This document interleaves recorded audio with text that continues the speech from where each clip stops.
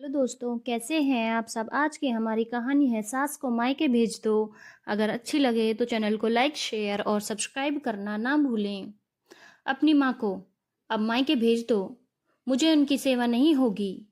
मिताली अपने पति से यह बात कर ही रही थी कि मिताली की सास नंदा जी वहीं खड़ी होकर अपने बेटे और बहू की बातें सुन रही थी और सोच रही थी, यह कैसी बहू है जो अपनी सास के बारे में ऐसे शब्द बोल रही है। आखिर मिताली ने शादी के 2 साल बाद ही अपने रंग दिखाने चालू कर दिए, लेकिन नंदा जी भी कहाँ कच्ची खिलाड़ी थी। वह अपनी बहू मिताली से हार कहाँ मानने वाली थी। बस वह अपनी बहू के माता पिता के आने का इंतजार कर रही थी। आखिर मिताली ने यह शब्द बोले तो कैसे बोले। मिताली की शादी नंदा जी के बेटे विशाल के साथ 2 साल पहले ही हुई थी। स्वभाव से चंचल और हंसती मुस्कुराती मिताली ने ससुराल में जल्दी ही सबके दिलों में अपनी जगह बना ली। मिताली दिन भर भाग भाग के सबके काम करती रहती थी, इसीलिए सास नंदा जी भी अपनी बहू मिताली से बहुत खुश रहती और उसे ढेरों आशीर्वाद देती। लेकिन शादी के 5 महीने बाद मिताली के पेट में दर्द की शिकायत रहने लगी तो नंदा जी ने पहले तो पास के ही शुभम मेडिकल स्टोर से उन्हें दवाई लाकर देती रही, लेकिन समय बीतने के साथ साथ जैसे जैसे उसका पेट दर्द बढ़ता ही जा रहा था, उसको पेट दर्द की समस्या कुछ ज़्यादा ही होने लगी थी। तो मिताली के ससुर रामनाथ जी ने और पति विशाल ने उसका चेकअप करवाया तो पता चला कि मिताली के गॉल ब्लैडर में पथरी है, लेकिन पथरी का साइज बहुत छोटा था, दवाइयों से ही ठीक हो जाता। लेकिन यह क्या, नंदा जी ने ट्रीटमेंट करवाने की जगह घर में हंगामा कर दिया और कहा, मिताली को पथरी तो पहले से ही थी, इसके मायके वालों ने हमारे साथ धोखा किया है, झूठ बोलकर अपनी बीमार बेटी हमारे माथे मढ़ दी है, इसलिए अपनी बेटी का इलाज भी उन्हें ही करवाना पड़ेगा। मैं तो 1 रुपया भी खर्च नहीं करूंगी इसके ऊपर। नंदा जी के पति नंदा जी को बहुत समझाते, लेकिन नंदा जी नहीं मानी। नंदा जी के बेटे विशाल ने भी अपनी माँ को खूब समझाने की कोशिश करी, लेकिन वह समझने का नाम ही नहीं ले रही थी। उल्टा नंदा जी ने मिताली के घर फोन कर दिया और मिताली के माता पिता को अपने घर बुला लिया। मिताली के माता पिता झारखंड में रहते थे।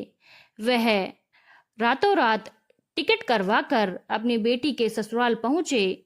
जैसे ही मिताली के माता पिता वहां पहुंचे तो कोई चाय तो छोड़ो पानी तक पूछने वाला नहीं था।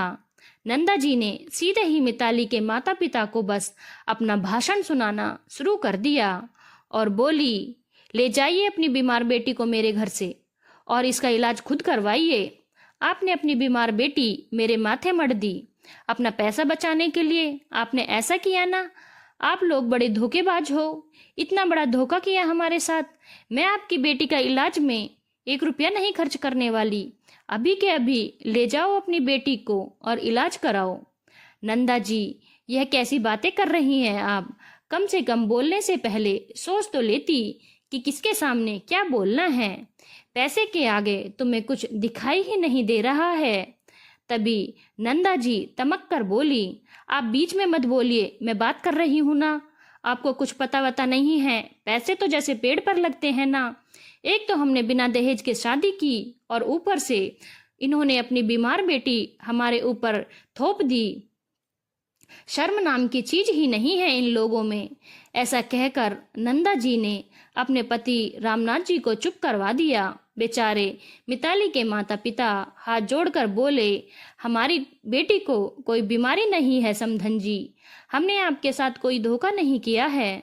समधन जी, पथरी ही तो है, यह तो किसी को भी हो सकती है और इसका इलाज भी संभव है और यह आसानी से ठीक भी हो जाती है।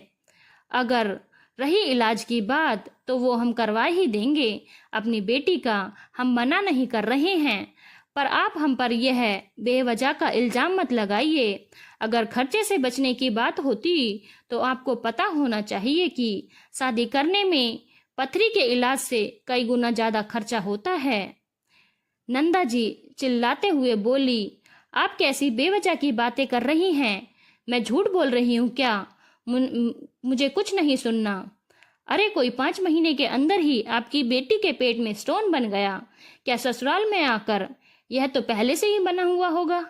आपको तो सब पता होगा। आपने फिर भी जानबूझकर अपनी बीमार बेटी की शादी मेरे बेटे विशाल से कर दी। सब लोगों ने मिलकर नंदा जी को बहुत समझाने की कोशिश की, लेकिन नंदा जी थी कि कुछ समझने को तैयार ही नहीं थी। और फिर रामनाथ जी और विशाल के कहने पर मिताली के मम्मी पापा मिताली को अपने घर ले गए। वहीं झारखंड में मिताली का इलाज चला। जब तक मिताली का इलाज चला, मिताली अपने मायके में ही रही। नंदा जी ने तो एक बार भी अपनी बहू मिताली का हाल फोन पर भी पूछ कर नहीं लिया। उससे मिलने की बात तो बहुत दूर थी। उल्टा नंदा जी ने पूरी रिश्तेदारी में यह बात फैला दी कि विशाल के सास ससुर ने झूठ बोलकर अपनी बीमार बेटी मेरे बेटे विशाल के पल्ले बांध दी है। अपने माता पिता पर लगे ऐसे इल्जामों के बाद भला मिताली के मन में अपनी सास के लिए कैसे इज्जत रह पाती? पथरी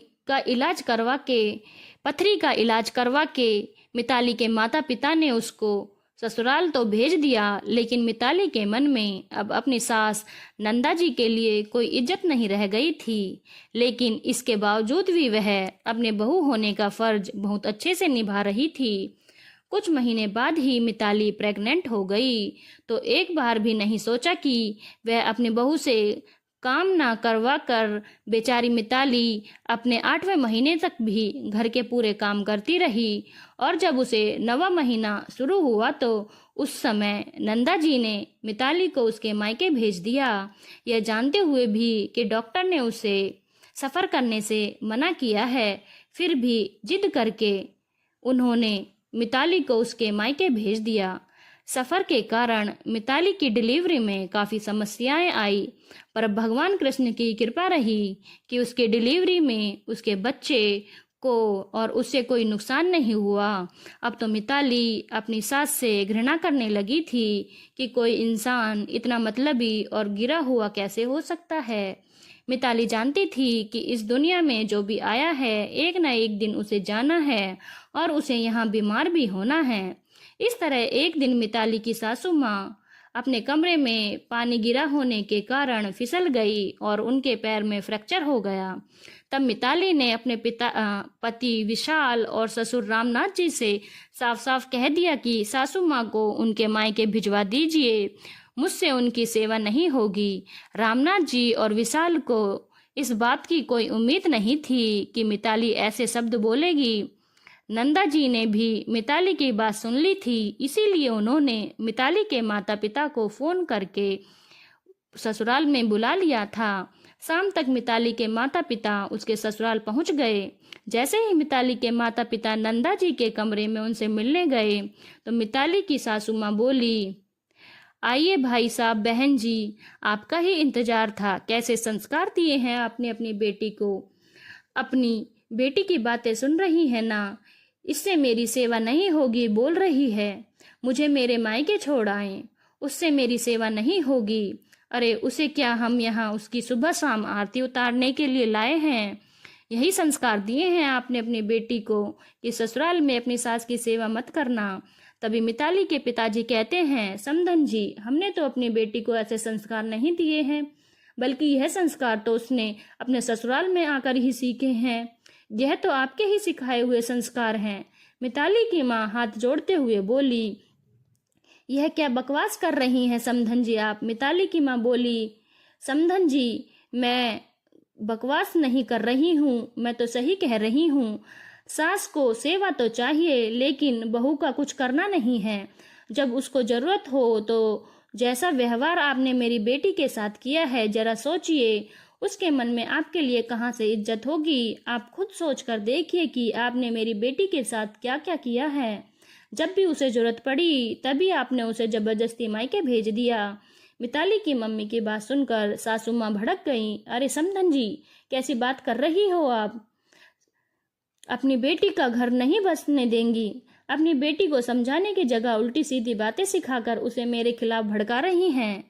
तभी रामनाथ जी बोले, बस भी करो नंदा जी, कुछ भी बोले जा रही हो, अपनी गलती क्यों नहीं मान रही हो? आखिर मिताली की माता जी क्या गलत कह रही हैं? जब जब हमारी बहू मिताली को हमारी जरूरत थी, तुमने उसे मायके भेज दिया। मेरे और विशाल के मना करने के बावजूद भी तुम अपनी हरकतों से बाज नहीं आई, और अब तुम किस मुंह से अपनी सेवा करवाने की उम्मीद करती हो? आज रामनाथ जी ने भी सबके सामने अपनी पत्नी नंदा जी को डांट दिया था। रामनाथ जी की तेज आवाज को सुनकर नंदा जी चुप हो गई। आखिर मिताली के माता पिता कुछ घंटे वहां से रुककर अपने घर के लिए रवाना हो गए। नंदा जी के लिए रामनाथ जी ने एक नर्स रख ली। वही नर्स सारा दिन नंदा जी की देखभाल करती और उनका सारा काम करती थी, जबकि मिताली अपने घर का काम और अपने बच्चे को संभालती थी। धन्यवाद दोस्तों। अगर आपको कहानी अच्छी लगी हो तो चैनल को लाइक, शेयर और सब्सक्राइब करना ना भूलें।